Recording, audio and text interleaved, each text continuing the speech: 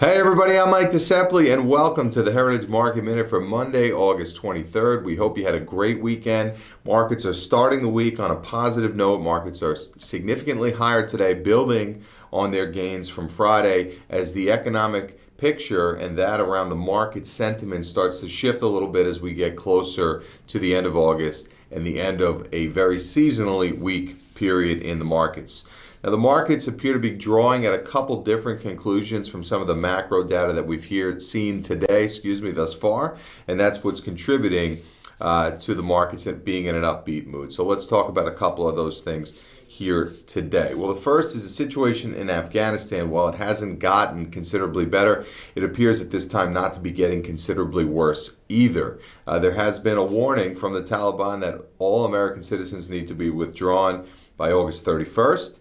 It remains to be seen if that can happen, but the markets are watching that situation very closely, and the fact that it has not deteriorated further at this point appears to be a good thing for the markets. Over the weekend, the anticipation for Hurricane Henri, it appears that we dodged a major bullet, that storm turning into a tropical storm. With a lot of the anticipation for the damage that storm was going to bring, it appears that many of us on the East Coast fared very well. So the market's obviously seeing something positive and optimistic in that as well. And then, of course, the news from the FDA moving towards full approval of the Pfizer COVID vaccine. This is some news that's welcomed by the markets as they start to look to distribute booster shots for people that have got Pfizer.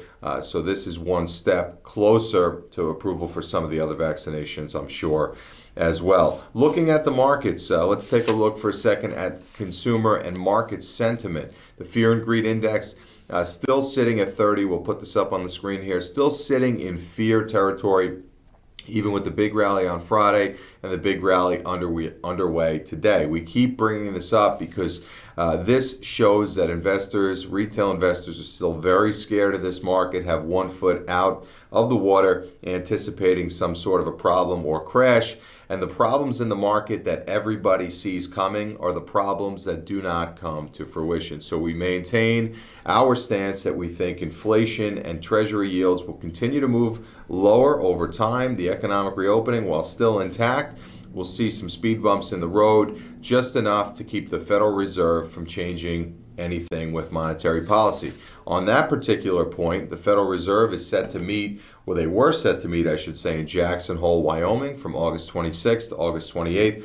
We spoke about that last week. There was a lot of anticipation, anxiety around that meeting. Many market pundits expecting the Fed to announce some sort of policy change, start pressing on the brake pedal a little bit, easing up off the gas. But now there's a little bit of a wrinkle in their plans. They have now switched from meeting face-to-face in Jackson Hole, Wyoming to virtually, as they cited some rise in COVID cases as a reason for the change. And we think, if you read the tea leaves, that sets the course here, sets the table for the Fed to say they are not ready to change off of their monetary policy and stimulus stance just yet, as the Delta variant continues to concern some committee members. So we think the table is set for that. If that is the news that comes out of that two-day virtual retreat, we think the markets will receive it well. So we'll be watching later this week to see what, if any, policy announcements they have to make for us. As far as economic data tomorrow, we will see new home sales, an updated number of new home sales. That's always a good barometer to watch.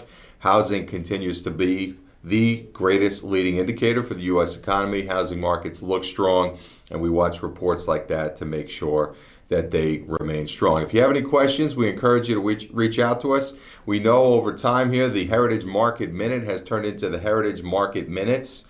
So we thank you for tuning in along. We have a lot of information that we want to share with you, and we certainly cannot do it in under 60 seconds. We will be back on Friday for the Heritage Market Pulse, but if you have any questions between now and then, of course, we encourage you to reach out. Have a great Monday, and we'll see you later this week.